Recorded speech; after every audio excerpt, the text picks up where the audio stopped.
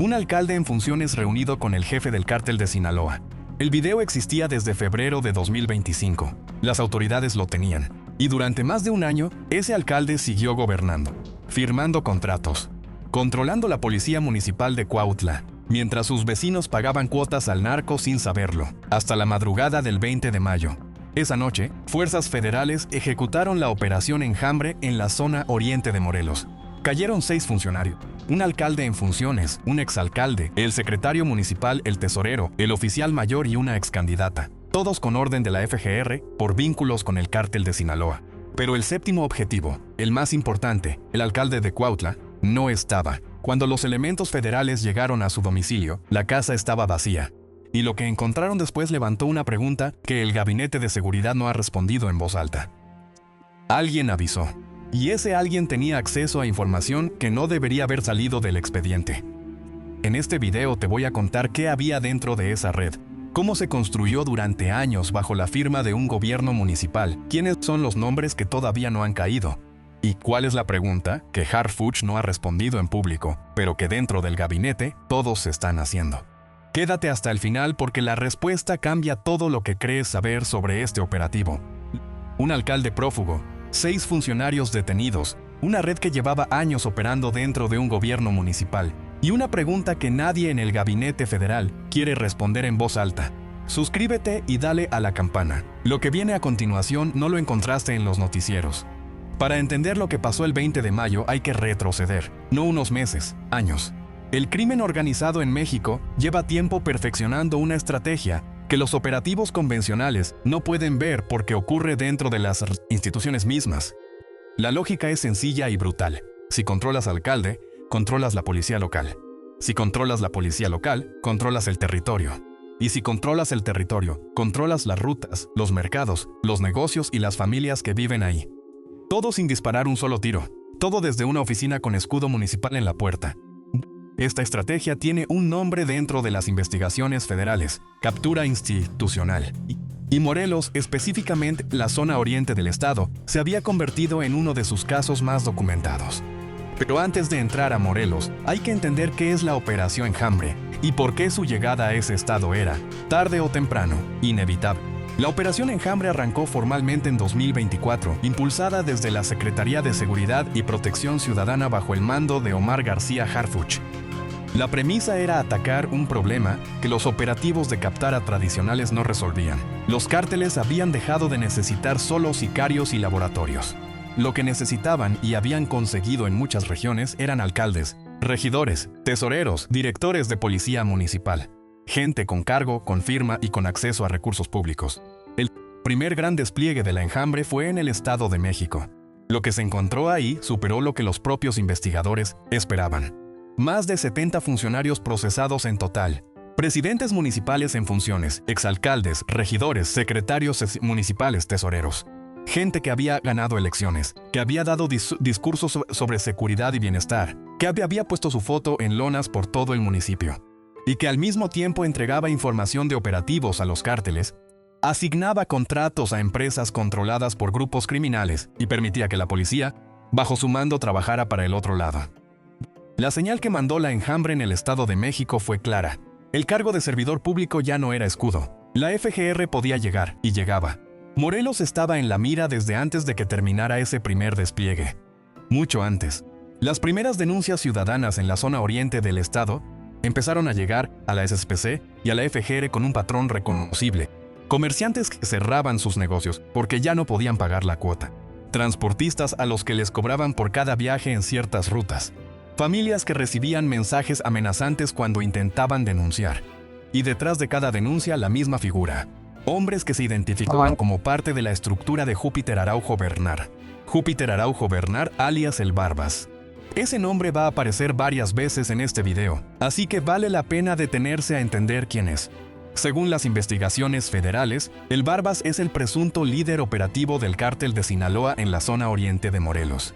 No es un nombre que aparezca en los grandes titulares sobre el cártel del Pacífico, pero en el territorio que controla su peso es total.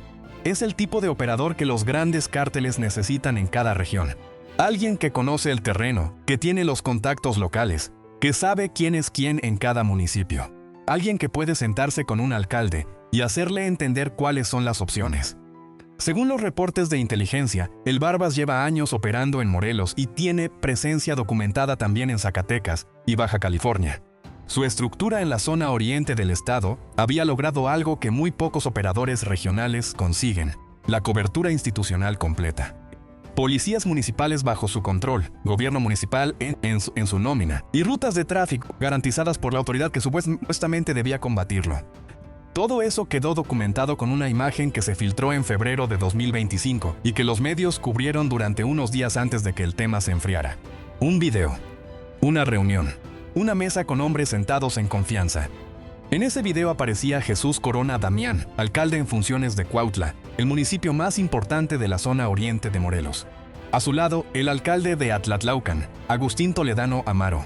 Y frente a ellos, Júpiter Araujo Bernal, el Barbas, identificado por las autoridades como el presunto líder del cártel en la región. En el mismo video aparecían también Víctor Samuel Márquez Vázquez, entonces secretario del Ayuntamiento de Cuautla, y Jorge Bazán Reyes, director de Mercados Municipales. Había una sexta persona, de complexión robusta, con playera verde fluorescente, cuyo rostro aparecía con un efecto de desvanecimiento. Hasta hoy su identidad no ha sido revelada públicamente. El material era público, los medios lo cubrieron, las redes lo hicieron circular, y Corona Damián siguió en su oficina. Siguió firmando, siguió dando declaraciones. Durante 15 meses después de ese video, gobernó Cuautla como si nada hubiera pasado. Pero el Centro Nacional de Inteligencia nunca paró. Lo que los medios vieron como un video incómodo, la inteligencia federal lo procesó como el punto de entrada a una investigación mucho más profunda. Meses de trabajo de campo, testimonios de empresarios que llegaban a denunciar por separado, sin saber que sus casos formaban parte del mismo expediente. Transportistas que describían los puntos exactos donde les cobraban cuota. Familias que entregaban capturas de pantalla de mensajes amenazantes. Todo eso fue acumulándose en carpetas dentro de la FGR, construyendo un caso que iba mucho más allá de una reunión en video. Lo que las carpetas empezaron a mostrar era algo que iba más allá de la protección pasiva. Según las investigaciones, los alcaldes de la región no miraban para otro lado mientras el cártel operaba. Habían entregado activamente el control de las policías municipales y las finanzas públicas a la célula de El Barbas. Los municipios de Cuautla, Atlatlaucan, Yecapixtla y otros de la zona habían sido convertidos en territorio de operación exclusiva para el Cártel del Pacífico. Cualquier grupo rival que intentara entrar al oriente de Morelos se encontraba con una policía municipal que no lo combatía, que lo reportaba, lo perseguía y lo expulsaba. Por orden del cártel. Eso explica un episodio que en su momento generó confusión y que ahora tiene una lectura muy diferente. En abril de 2026, semanas antes del operativo, el propio Jesús Corona Damián se presentó en la FGR a denunciar amenazas, narcomensajes con su nombre. Videos de presuntos integrantes del CJNG mencionándolo directamente. Su equipo lo presentó como una víctima, un alcalde amenazado por el crimen organizado. La lectura que fue tomando forma dentro de la inteligencia federal era otra. La disputa entre el CJNG y el Cártel de Sinaloa por el control del oriente de Morelos había escalado al punto en que los alcaldes que habían apostado por el Pacífico eran ahora objetivos del Jalisco. La extorsión que denunciaba Corona no era de un grupo ajeno a su realidad, era la presión directa de una organización que quería expulsarlo a él y a su red para entrar al territorio que él administraba. Cuautla era un campo de batalla disfrazado de gobierno municipal. Hay un detalle del perfil de Corona Damián que los medios mencionaron de pasada y que merece más atención. Su hermano lleva años en prisión por secuestro. Según reportes de medios locales de Morelos, desde la cárcel habría seguido coordinando operaciones de extorsión contra comerciantes de la región. Cuando ese dato se pone junto con el video de febrero de 2025, junto con la denuncia de abril de 2026 y junto con la red de funcionarios que rodeaba a Corona en el ayuntamiento, lo que aparece no es la imagen de un alcalde que cayó en las garras del crimen por presión. Lo que aparece es la imagen de una familia con vínculos profundos en el mundo criminal, que construyó una carrera política sobre esa base. El financiamiento de campañas es otra pieza que el vocero de la FGR mencionó en sus declaraciones. El grupo delictivo habría logrado adentrarse a la red de gobiernos municipales a través del financiamiento de candidatos. Candidatos que luego se convirtieron en funcionarios. Funcionarios que luego pagaron esa deuda con acceso, con contratos, con información. El círculo completo. Aquí vale la pena hablar de quién era Jesús Corona Damián antes de ser el alcalde prófugo más buscado de Morelos. En 2018 compitió por la alcaldía de Cuautla bajo las siglas de Morena. Perdió. En 2024 volvió a intentarlo, esta vez bajo la coalición PAN-PRD, el bloque opositor, y ganó. En campaña habló de seguridad, de recuperar las calles, de trabajar con las instituciones federales para pacificar el municipio. Esas fueron sus palabras. Lo que las carpetas de la FGR describen es que mientras pronunciaba ese discurso, o poco después de ganada la elección, el acuerdo con el Barbas ya estaba activo. Las lonas con su cara prometiendo seguridad todavía estaban en algunas esquinas de Cuautla cuando los federales tomaron su oficina. Cuautla no es un municipio menor.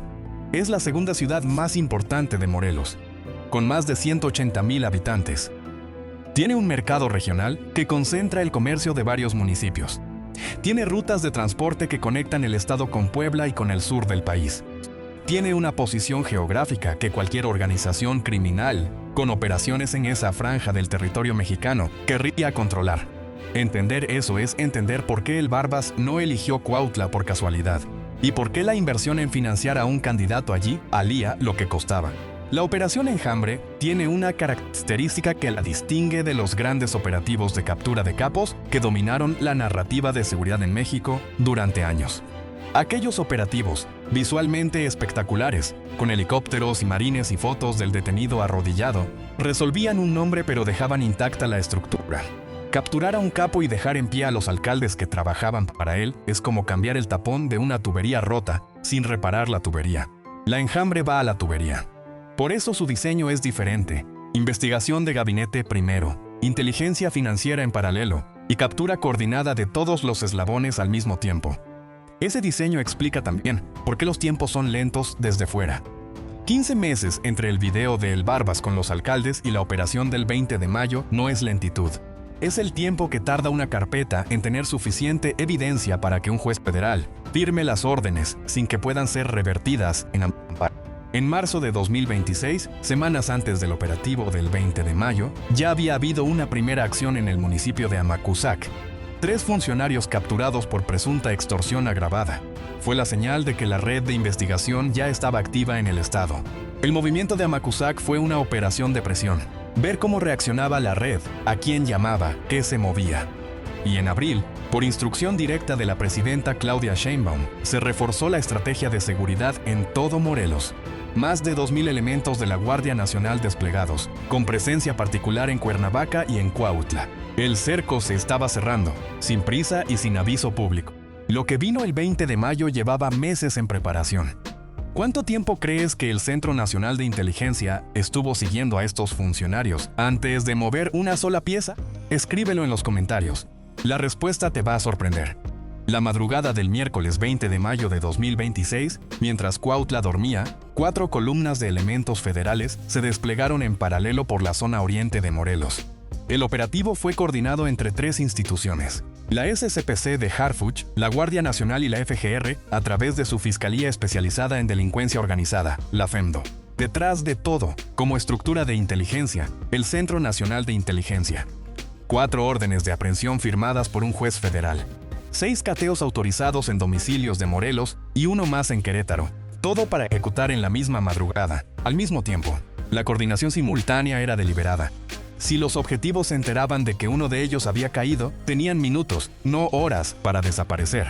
La única forma de evitarlo era golpear todos los blancos al mismo tiempo. El primero en caer fue Agustín Toledano Amaro, alcalde en funciones de Atlatlucan. Fue detenido en su domicilio sin resistencia. Llegó al cargo postulado por la coalición PRI-PAN-PRD-RSP. Su caso era uno de los más sólidos del expediente. Reuniones documentadas con el Barbas, llamadas registradas, testimonios de habitantes del municipio que describían cómo el policía de Atlatlaucan operaba a las órdenes del cártel. El segundo fue Irving Sánchez Zavala, exalcalde de Yecapixtla. Las fuerzas federales lo localizaron en Querétaro, donde se había desplazado días antes. La distancia no lo salvó. Entre las acusaciones en su contra, la apropiación de un predio municipal destinado a construir un pozo de agua potable. Un pozo que nunca se construyó porque el terreno quedó bajo el control de intereses vinculados a la red. Los habitantes de Yecapixtla siguieron sin agua. El exalcalde siguió con el terreno. hasta esa madrugada. El hecho de que Sánchez Zavala estuviera en Querétaro cuando lo detuvieron merece atención. No fue esa noche. Llevaba días fuera de Morelos. Eso significa que o que algo venía, en cuyo caso el aviso no llegó solo al alcalde de Cuautla, o tenía razones previas para estar fuera del estado. Los investigadores tienen esa pregunta sobre la mesa. Lo que sí es claro, la FEMDO coordinó con fuerzas en Querétaro y ejecutó la detención en paralelo con las del operativo principal. Ese nivel de coordinación interestatal en una sola madrugada es uno de los elementos más significativos del 20 de mayo, y casi ningún medio lo desarrolló. El tercer blanco era el círculo inmediato del alcalde de Cuautla. En pocas horas cayeron 3 funcionarios de ese ayuntamiento. El secretario municipal Horacio Zabaleta Malacara, canal de comunicación entre la estructura política del municipio y la red criminal, según los investigadores. El tesorero Jonathan Espinosa Salinas, ligado al Partido Encuentro Social de Morelos, quien manejaba los flujos financieros que sostenían el esquema. Y el oficial mayor Pablo Adrián Portillo Galicia, empresario nombrado en enero de 2026 por el propio Corona Damián, identificado como interfaz directa entre el gobierno municipal y la operación del cártel. Contratos, accesos, información. También fue detenida Arisbel Rubí Vázquez Amaro, alias La Jefa, ex candidata a la alcaldía de Atlatlaucán por Morena. Según el expediente, su rol era de intermediación política, conectar el aparato electoral con la estructura criminal para garantizar que los candidatos correctos llegaran a los cargos correctos. 6 detenidos antes del amanecer. Y el 7º objetivo seguía sin aparecer. Cuando los elementos federales llegaron al domicilio de Jesús Corona Damián, la casa estaba vacía. Sus colaboradores más cercanos no sabían, o decían no saber, dónde estaba. La oficina municipal fue tomada por fuerzas federales. Los accesos principales al municipio, controlados. Las comunicaciones del ayuntamiento, intervenidas. 6 horas después del inicio del operativo, Harfuch se plantó ante los micrófonos con los 6 detenidos confirmados y dijo lo que todos esperaban menos escuchar. La búsqueda del 7º continuaba. Piénsalo un momento. Un operativo ejecutado simultáneamente por la SCPC, la Guardia Nacional y la FGR, con órdenes judiciales, con el CNI coordinando la inteligencia. 7 objetivos identificados. 6 caen. Y el más importante no está. ¿Cuándo supo que venían por él? ¿Horas antes? ¿La noche anterior? Escribe abajo lo que crees. Lo que empezó a conocerse ese mismo día en las carpetas de la FGR añadía capas de oscuridad que los noticieros apenas rozaron. Esta red no se limitaba a la extorsión de comercios y el cobro de cuota a transportistas. Según los investigadores, el brazo armado de la estructura al servicio del Barbas había sido utilizado para eliminar a rivales políticos. 2 exalcaldes de municipios de la región aparecían muertos en 2022 y 2023 en relación directa con esta estructura. Las agresiones documentadas durante el proceso electoral más reciente en esos municipios, intimidación a candidatos, ataques a vehículos de campaña, amenazas a familias de contendientes, también formaban parte del expediente. La red no solo protegía al cártel, usaba al cártel como herramienta de control político. Vale la pena detenerse en lo que significan los cateos de esa madrugada. La FGR obtuvo órdenes de cateo en 6 domicilios en Morelos y 1 en Querétaro. Esas órdenes no son solo para detener personas, son para incautar evidencia. Documentos, dispositivos electrónicos, efectivo, registros de comunicación. Lo que se saca en un cateo bien ejecutado construye los casos contra los siguientes objetivos, los que todavía no tienen orden de aprehensión. Los investigadores ya lo dijeron explícitamente. Hay más órdenes en proceso. El 20 de mayo fue una fase, no un cierre. En paralelo al operativo de detenciones, la unidad de inteligencia financiera actuó de forma coordinada. Bloqueó las cuentas de 22 personas físicas y 10 empresas identificadas como parte de la red financiera. El tejido era más ancho de lo que se veía desde fuera. El cártel pagaba a los funcionarios. Los funcionarios asignaban contratos a empresas afines. Las empresas facturaban obra pública. Y el dinero circulaba de vuelta limpio hacia la estructura criminal. Toda la maquinaria de un ayuntamiento al servicio de una organización criminal. Y el hombre que la dirigía seguía libre. Ahora viene la parte que cambia todo lo que crees saber sobre este operativo. Si todavía no estás suscrito, este es el momento. Hay algo que la cobertura mediática del 20 de mayo no procesó del todo. Los 6 funcionarios detenidos esa madrugada no son una anomalía.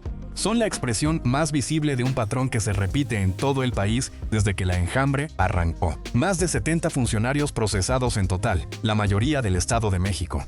20 presidentes o exalcaldes detenidos en lo que va de la presente administración por vínculos con estructuras criminales.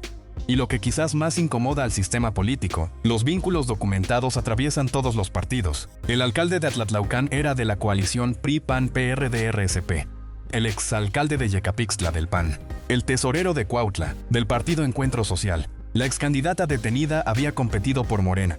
Y Jesús Corona Damián, el alcalde prófugo, tiene un historial que cruza varios colores. Compitió con Morena en 2018 y bajo la coalición PAN-PA-PRD en 2024.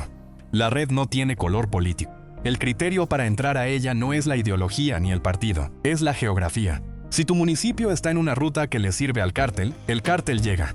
Y cuando llega con dinero en una mano y con la historia de lo que le pasó al alcalde del municipio de al lado en la otra, muchos funcionarios toman la decisión que creen más segura.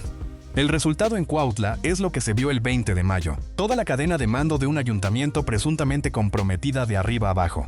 El alcalde, el secretario, el tesorero, el oficial mayor.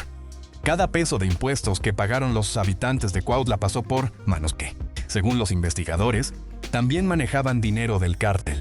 La policía municipal a la que llamaban cuando tenían un problema era, según el expediente, una extensión del aparato de control de El Barbas. Las concesiones de transporte, los contratos de obra, los servicios públicos, todo dentro de un esquema que beneficiaba a una organización criminal. Para los habitantes de Cuautla esto tiene una traducción muy concreta. Los comerciantes que pagaban cuota no la pagaban solo por miedo a los sicarios. La pagaban también porque la policía que debía protegerlos trabajaba para quien les cobraba. Las denuncias que hacían en el ayuntamiento llegaban a personas que compartían esa información con la red. El Estado, en ese municipio durante ese periodo, no estaba ausente, estaba al servicio del otro lado. La mañana del 21 de mayo, los empleados del ayuntamiento de Cuautla llegaron a trabajar y encontraron la oficina tomada por fuerzas federales. Las puertas selladas, agentes en el acceso, vehículos federales en el estacionamiento. En redes sociales, vecinos del municipio compartían fotos preguntando qué estaba pasando. Algunos pensaron que era otro operativo contra el narco.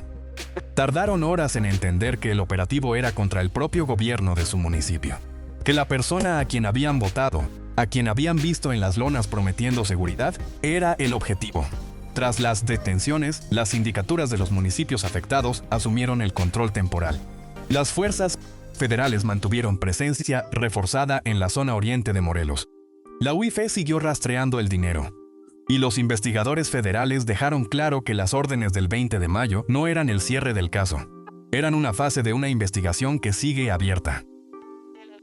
De Atlatlaucán y la orden de captura contra el alcalde de Cuautla, dos de los municipios más activamente, quedaron con mandos interinos en plena mitad de sus administraciones. Las sindicaturas que asumieron el control no tienen la legitimidad electoral de los alcaldes, no tienen los equipos y en algunos casos no tienen acceso completo a los archivos del ayuntamiento porque parte de esa información estaba detenidos o fue asegurada por la FGR. Gobernar un municipio desde esa posición, con la presión de que el crimen organizado que antes controlaba la zona sigue operando, es una tarea para la que nadie estaba preparado el 21 de mayo al amanecer. Y esa fragilidad tiene un nombre en el tablero del crimen organizado mexicano: oportunidad. Con la red de El Barbas en los ayuntamientos desmantelada, el oriente de Morelos quedó sin escudo institucional. El Barbas sigue libre. Su estructura operativa sigue en pie, pero ya no tiene policías municipales que trabajen para él, ni alcaldes que lo cubran cuando las fuerzas federales preguntan. Ese vacío es exactamente el tipo de territorio que el CJNG lleva meses intentando ocupar. La disputa entre Sinaloa y Jalisco por esa zona no empezó el 20 de mayo, lleva tiempo activa. Pero la caída de la red política del Barbas la aceleró. La siguiente semana en esos municipios va a decir mucho sobre qué tan profundo fue realmente el golpe. La enjambre en Morelos no terminó el 20 de mayo. Y ahora vamos a la pregunta que abrió este video.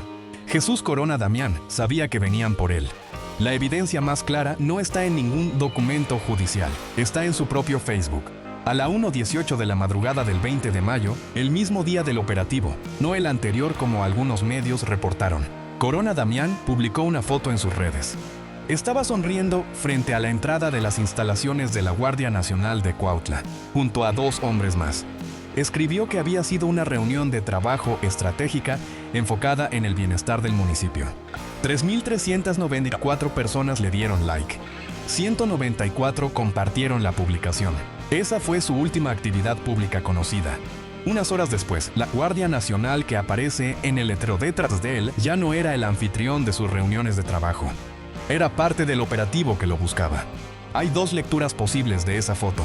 La primera, que fue una despedida calculada, un mensaje en código para sus contactos de que algo venía y que ya estaba en movimiento.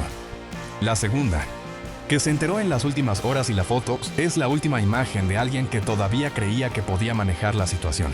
Las dos lecturas llevan a la misma conclusión. La información sobre el operativo llegó a él antes de que el operativo llegara a su puerta. Eso genera una pregunta que dentro del gabinete federal nadie ha respondido públicamente. ¿Cómo? Los escenarios posibles son pocos. El primero, alguien dentro de la cadena institucional que tenía acceso a la orden de aprehensión o a los planes operativos filtró la información. La FEMDO, la SCPC y el CNI tienen protocolos específicos de compartimentación para evitar esto. Pero los protocolos no son paredes, son procedimientos. Y los procedimientos los ejecutan personas. El segundo escenario. La propia red de inteligencia del cártel detectó el movimiento de fuerzas federales en las horas previas. Un despliegue de esa magnitud no es invisible. Los cárteles tienen sistemas de vigilancia en carreteras, retenes informales, contactos en gasolineras y casetas. Un movimiento inusual de vehículos federales en la madrugada puede ser suficiente señal para quien sabe leerla. El tercer escenario, el que menos se dice en voz alta. Alguien del entorno político con acceso a información de agenda o de movilizaciones hizo una llamada. No necesariamente alguien dentro de la operación. Alguien sabía que el operativo estaba próximo sin conocer los detalles exactos. Harfuch no ha señalado ninguno de esos tres escenarios públicamente. Sus declaraciones se limitaron a confirmar que la búsqueda continuaba activa. Cuando los medios le preguntaron directamente si había indicios de filtración, respondió que se estaba trabajando con la FGR para esclarecer todas las circunstancias. Esa respuesta, para quien sabe leer las conferencias de Harfuch, es más significativa que un desmentido. La presión sobre Corona Damián crece con cada día que pasa. La UIF tiene bloqueadas sus cuentas y las de su red. Su círculo más cercano está detenido y declarándose ante la fiscalía. Sus abogados promovieron un amparo. Hasta la publicación de este video, no hay información de que haya sido concedido. Cada persona que habla con la FGR es un testimonio más en su contra. Cada día que pasa prófugo es un cargo adicional. En algún lugar, un alcalde con una orden de captura encima está esperando ver si el sistema lo aguanta o lo termina tragando. ¿Cuánto tiempo crees que puede mantenerse así? Escríbelo abajo. Al principio de este video te dije que había una pregunta que nadie en el gabinete quería responder en voz alta. Ya la tienes. Pero hay algo más que los medios no han dicho, y que es la lectura que más sentido hace cuando juntas todas las piezas de este caso. Corona Damián no es el Barbas, es un alcalde, un político local con un expediente comprometedor y una orden de captura encima. El Barbas es otra cosa, el operador que lleva años sin caer, que sobrevivió cambios de gobierno, que construyó una red que cruzaba los tres principales partidos de la zona y que hoy, con 6 de sus contactos políticos detenidos, está expuesto de una forma en que probablemente no había estado nunca. Para llegar a alguien como el Barbas, la captura inmediata del alcalde no siempre es el camino más corto. A veces el camino más corto es dejar que ese alcalde se mueva, que haga llamadas desesperadas, que pida favores, que active contactos. Un hombre prófugo que necesita dinero, documentos, transporte y protección es alguien que va a comunicarse con personas que no debería, usando canales que pueden ser interceptados, dejando rastros que en circunstancias normales no existirían. Cada movimiento de un fugitivo desesperado es una señal que alguien puede leer. Eso no es lo que las autoridades han confirmado, pero es una práctica documentada en investigaciones de este tipo. Y es la lectura que explica por qué Harfuch, en su conferencia del 20 de mayo, no sonó como alguien que había fallado en capturar al objetivo más importante del operativo. Sonó como alguien que estaba ejecutando exactamente lo que tenía planeado. El verdadero objetivo del operativo puede no haber sido únicamente los alcaldes. Puede ser lo que los alcaldes van a hacer ahora, que tienen una orden de captura encima y necesitan ayuda. Eso es lo que Operativo Secreto encontró detrás de la enjambre en Morelos. Dime en los comentarios, ¿crees que Corona Damián se entrega solo, lo capturan antes de que termine mayo o desaparece para siempre? Comenta A, B o C. Y si crees que hay alguien más arriba en la cadena que todavía no ha caído, Más arriba incluso que el Barbas. Escribe quién crees que es. Te leo a todos. El alcalde de Cuautla sigue libre. El Barbas sigue sin caer. Y Harfuch sigue moviéndose. Si quieres estar aquí cuando caiga el siguiente, dale like, suscríbete y activa la campana. Te leo en los comentarios.